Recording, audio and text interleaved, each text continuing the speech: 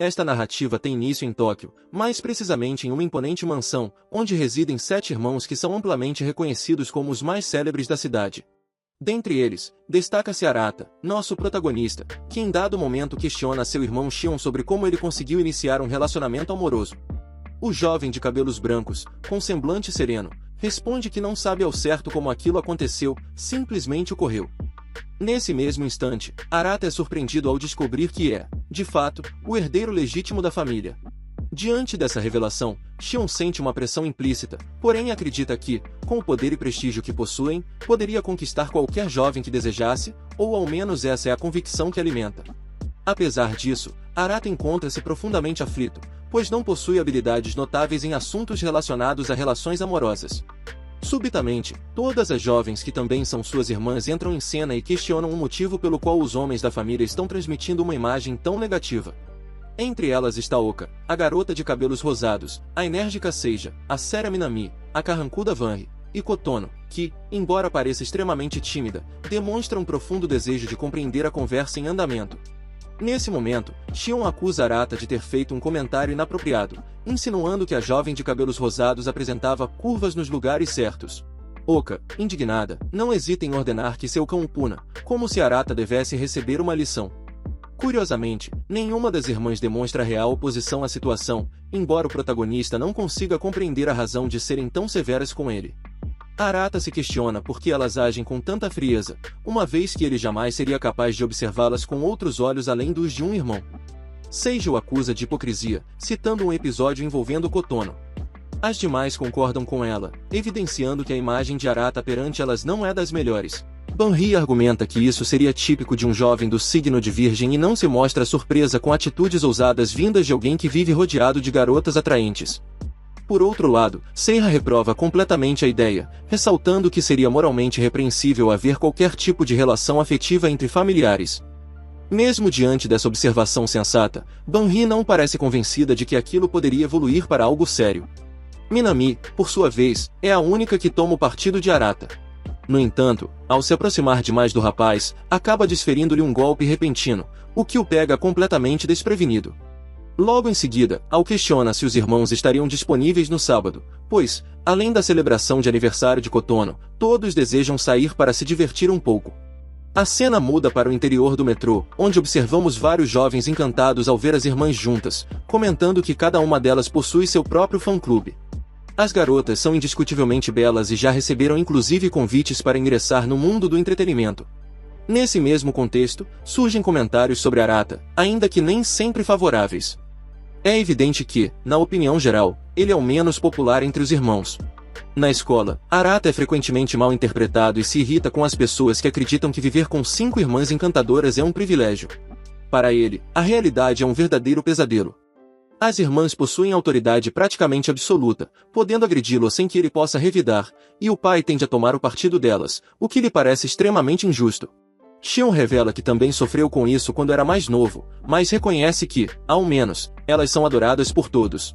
Por exemplo, Banri, a mais velha, com 18 anos, cursa uma universidade renomada, deseja tornar-se enfermeira e possui uma personalidade doce e cativante. A segunda irmã, com 17 anos, está no 3º ano do ensino médio, lidera o clube de ciências e detém as melhores notas da escola, sendo muito respeitada no meio acadêmico. Já a terceira irmã é destacada por suas habilidades em natação e atletismo, sendo cotada para assumir a presidência do conselho estudantil. Minami, a quarta irmã, com 15 anos, encontra-se no 1º ano do ensino médio e é uma prodígio esportiva. Ela venceu o campeonato de tênis por 3 anos consecutivos, e muitos acreditam que poderá integrar a seleção olímpica em breve. Apesar disso, Arata se sente deslocado entre elas, não enxergando a si próprio como parte daquele mundo de perfeição. Em determinado momento, ele observa uma jovem desconhecida caminhando e imediatamente sente-se atraído por ela. Mais tarde, já em casa, ele a procura nas redes sociais, mas hesita em enviar-lhe um pedido de amizade por receio de parecer inconveniente, lembrando-se do que Shion dissera sobre sua excessiva passividade com as garotas. Logo depois, Oka aparece solicitando suas anotações escolares. Contudo, Arata parece desconcertado, pois não consegue vê-la apenas como uma irmã. Ela o tranquiliza, afirmando que, dentro da própria casa, não há motivo para constrangimento. Ambos são gêmeos, compartilham muitas semelhanças, e para ela, não há qualquer problema nisso. Em seguida, ela o interroga sobre a garota por quem demonstrou interesse, pois Shion já havia lhe contado sobre o ocorrido. Apesar de hesitante, Arata revela que o nome da jovem é Lala, e confessa achá-la muito bonita. Para sua surpresa, Ouka informa que Lala participa do mesmo comitê escolar e manifesta o desejo de ajudá-lo a se aproximar dela. Arata, contudo, recusa o auxílio. Ele afirma que não precisa da ajuda de ninguém para encontrar uma namorada, reforçando que deseja conduzir as coisas à sua maneira. Ouka, ressentida, retruca que, como herdeiro da família, ele deveria assumir sua responsabilidade, ao que Arata responde pedindo que ela não interfira em seus assuntos pessoais. Irritada, Ouka chega a desejar que ele jamais encontre uma parceira. Por outro lado, Kotono observa Arata de maneira peculiar, como se houvesse sentimentos mais profundos por trás de seu olhar. No dia seguinte, o protagonista reflete sobre o destino e se questiona: e se eu não fosse um Shunji? E se eu não fosse verdadeiramente irmão dessas 5 garotas? Ele passa a ponderar, de maneira séria, sobre o que o futuro lhe reservaria se as coisas fossem diferentes. Naquela noite, todos se preparam cuidadosamente para o aniversário de Kotono. Segundo Ouka, devem se vestir elegantemente para impressionar. Arata sente que sua vida está predestinada, como se tudo já estivesse escrito: conhecer alguém, ter filhos, seguir um roteiro inalterável. Como se não bastasse, surge uma nova discussão. Minami perde um dos fones de ouvido de Ouka, o que gera um conflito inesperado entre elas. No entanto, é Arata quem intervém para restabelecer a paz, lembrando a todos de que são uma família e devem agir com unidade e respeito mútuo. Pouco tempo depois, chega o patriarca da família, Kanami, e todos se reúnem para o jantar comemorativo. Antes de realizar o brinde, o pai decide compartilhar uma revelação de grande importância, algo que prometera contar apenas quando Kotono completasse 15 anos. Trata-se de uma promessa feita à mãe de todos eles. Kanami inicia seu discurso afirmando que nada do que será dito mudará o profundo amor que sente por cada um. A revelação é surpreendente, eles não são irmãos biológicos. Arata, incrédulo, pergunta se aquilo é realmente sério. O pai confirma, explicando que todos foram adotados. Ao ser questionado sobre o motivo de ter aguardado tanto tempo para compartilhar essa informação, Kanami responde que desejava esperar até que todos tivessem maturidade suficiente para assimilar a verdade. Ele acrescenta que Minami e Shion, sim, são gêmeos consanguíneos, mas os demais não possuem qualquer laço de sangue. Kanami compreende que a notícia é difícil de digerir, mas compromete-se a responder a qualquer pergunta que tenham, sempre com honestidade. Ele insiste que, por ora, o mais importante é celebrar o aniversário de Kotono com uma boa refeição.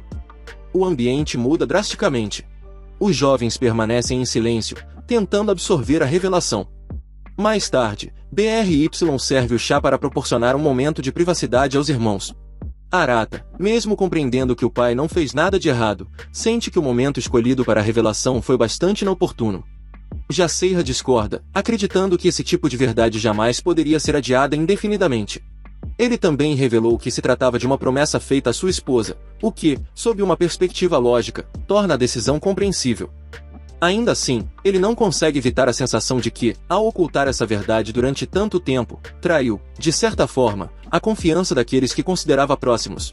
Minami se mostra profundamente imersa em reflexões a respeito do assunto, enquanto Sei recorre a BRY, pedindo sua opinião. Afinal, quando Kotono foi acolhida como membro da família Banri, ela provavelmente possuía em torno de 4 anos de idade. Infelizmente, nem mesmo sua memória frontal parece conservar vestígios nítidos desse período. Admite que suas lembranças dessa época são vagas, quase inexistentes. No entanto, ela considera que, depois de 15 anos de convivência, a questão da consanguinidade torna-se irrelevante. Apesar de não partilharem laços sanguíneos, ela os enxerga como irmãos verdadeiros e queridos, e nada poderá alterar esse sentimento. Essa visão parece ser compartilhada por todos, com exceção do protagonista e de Kotono. Já em seu quarto, o protagonista luta para assimilar o fato de que, de um dia para o outro, descobriu que as pessoas que estiveram presentes em todos os momentos marcantes de sua vida não são, na verdade, seus familiares biológicos. Essa revelação é, para ele, de uma intensidade emocional avassaladora. Ele se recorda com clareza das palavras da vocalista, mas, sentindo-se emocionalmente esgotado, opta por se dirigir ao banho. No caminho, depara-se com roupas de origem indefinida, mas decide ignorar o detalhe, determinado a relaxar. No entanto, ao adentrar o banheiro, depara-se inesperadamente com ninguém menos que Kotono. O ambiente torna-se imediatamente tomado por um silêncio desconfortável. Ambos ficam perplexos com o fato de o outro ter conseguido entrar sem fazer qualquer ruído, quase como se possuíssem habilidades ninjas. O protagonista deseja sair imediatamente, mas Kotono, de maneira surpreendente, solicita que ele ensaboe suas costas, como costumava fazer anteriormente. Ele mal consegue acreditar que, apesar de já ter crescido, ela ainda é incapaz de lavar as próprias costas. Ele se pergunta em que lugar do mundo essa prática é encarada como normal. É algo que beira o inverossímil. O protagonista considera que já está mais do que na hora de Kotono assumir essa tarefa sozinha, pois, caso algo semelhante viesse à tona na escola, o escândalo seria inevitável. Contudo, dominado pelo cansaço de um dia exaustivo, ele prefere deixar a questão de lado e vai repousar. Em outro ponto da casa, Shion encontra-se com a jovem de cabelos rosados. Ela admite sentir-se desconfortável com o desenrolar dos acontecimentos, sobretudo por tudo isso estar acontecendo justamente no aniversário de Kotono. Além disso, os exames vestibulares se aproximam, e ela teme que a garota seja prejudicada emocionalmente. Refletindo sobre a situação, a jovem pergunta ao Vino como ele está lidando com tudo isso. Afinal, descobrir, após 16 anos, que eles não eram gêmeos nem irmãos consanguíneos é uma reviravolta difícil de digerir. Ainda assim, ela afirma que o enxerga como sua outra metade, e acredita que esse sentimento seja recíproco. Shion confirma que, independentemente da verdade biológica, ele continua sendo o herdeiro legítimo da família, o que não será alterado. Ela observa que, tecnicamente, todos os demais poderiam se casar entre si, uma vez que não existe parentesco consanguíneo. O protagonista, confuso com toda essa nova perspectiva, não compreende completamente o que se passa com Kotono e sua insistência na ausência de laços sanguíneos. Shion comenta com a garota de cabelo rosado que, hipoteticamente, eles poderiam se casar, algo que a enoja só de imaginar. Ele se apressa em esclarecer que é apenas uma suposição teórica, pois, do ponto de vista legal, tal união não seria proibida. Mesmo assim, a ideia continua a causar-lhe repulsa. Curiosa, ela questiona se é sobre isso que ele vem refletindo ultimamente. Shion explica que, na realidade, seu sentimento por ela é de pura gratidão, por ter ao seu lado uma irmã tão adorável quanto ela. No entanto, a garota não acredita plenamente em suas palavras e sente-se irritada. Lembra, inclusive, de algo que havia lhe escapado. Ela deseja entender exatamente o que ocorreu entre o protagonista e Kotono. Ele relata que, segundo o próprio protagonista, foi Kotono quem declarou estar apaixonada por ele e se aproximou de forma excessivamente confiante, o que acabou forçando uma situação entre os dois. O protagonista assumiu toda a responsabilidade para que Kotono não fosse alvo de desconfiança ou julgamento, embora, na verdade, ela fosse a principal responsável pelos acontecimentos. Shion acredita que Kotono esteja confusa, já que, nessa fase da vida, os sentimentos de carinho e amor muitas vezes se misturam. E de fato, o ambiente está repleto de tensão. Kotono declarou ao protagonista que o ama profundamente, mas ele pediu que ela se acalmasse, pois compreendia que aquela situação estava errada.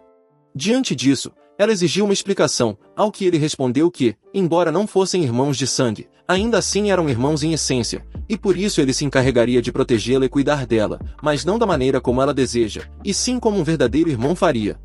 Kotono, com um semblante amargo, afirmou que ele era ao mesmo tempo a pessoa mais gentil e a mais cruel que ela conhecia. Enquanto isso, o Sr. Kanaami declarou ter cumprido, finalmente, a promessa feita à sua esposa, o que lhe conferiu uma sensação de paz interior.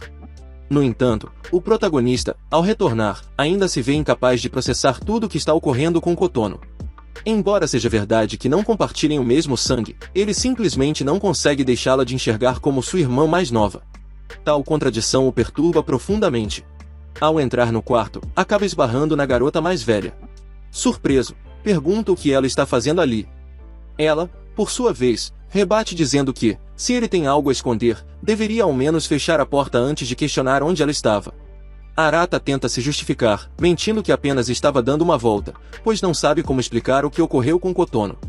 Ela não acredita, mas afirma que aquilo tudo é estranho. Ela já imaginava o motivo de a garota mais nerd ter aparecido, mas, de forma inesperada, ela se aproxima e o adverte que o que quer que tenha acontecido deve permanecer em absoluto sigilo. O protagonista não compreende sua postura, especialmente porque ela havia declarado anteriormente que não procuraria mais nenhum tipo de contato físico. Lanert então revela que o viu com Kotono no banheiro. Arata mal consegue acreditar e pergunta o quanto ela viu.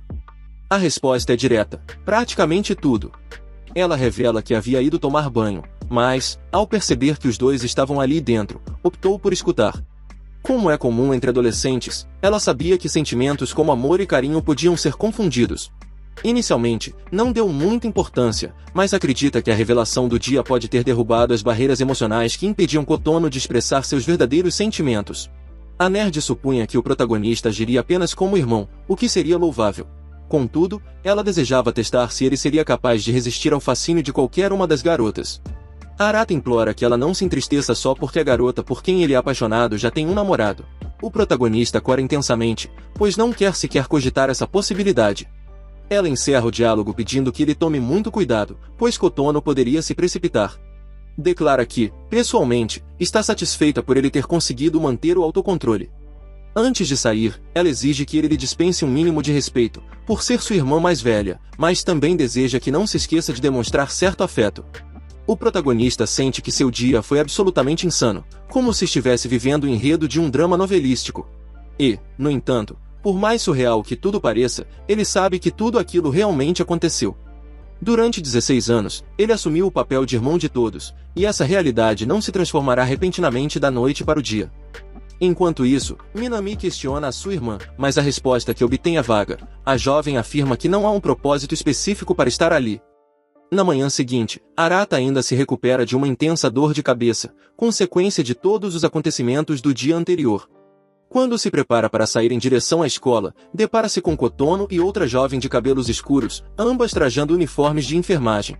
Confuso, ele indaga sobre o motivo de estarem vestidas daquela maneira, ao que Band explica que iniciaram um estágio naquele mesmo dia e que ele aproveitou a ocasião para realizar um pequeno experimento com Kotono, algo semelhante a um venha comigo. Mas o protagonista se antecipa e impede que o comentário seja concluído, por razões que são evidentemente embaraçosas. Ao saírem de casa, Arata interpreta que Ben estava apenas tentando deixar o ambiente mais leve e descontraído. Durante o trajeto até a escola, é impossível não notar como as pessoas elogiam as meninas, impressionadas com a beleza estonteante delas e o fato surpreendente de que todas compartilham o mesmo vínculo familiar. Sion se questiona, de forma genuína, sobre como a sociedade reagiria ao descobrir que, na verdade, não compartilham laços sanguíneos. Contudo, o protagonista prefere não se aprofundar nesses pensamentos naquele momento. Ao longo do dia, ele observa atentamente como seus irmãos continuam agindo na escola como se absolutamente nada tivesse acontecido, enquanto ele se encontra imerso em uma enxurrada de pensamentos e reflexões. Subitamente, Minami se aproxima para cumprimentá-lo, animada por não precisar comparecer ao treinamento, algo raro. Arata a observa com atenção, consciente da leveza e da felicidade que ela expressa. Quando ela percebe seu olhar, pergunta por que ele a encara com tanta intensidade.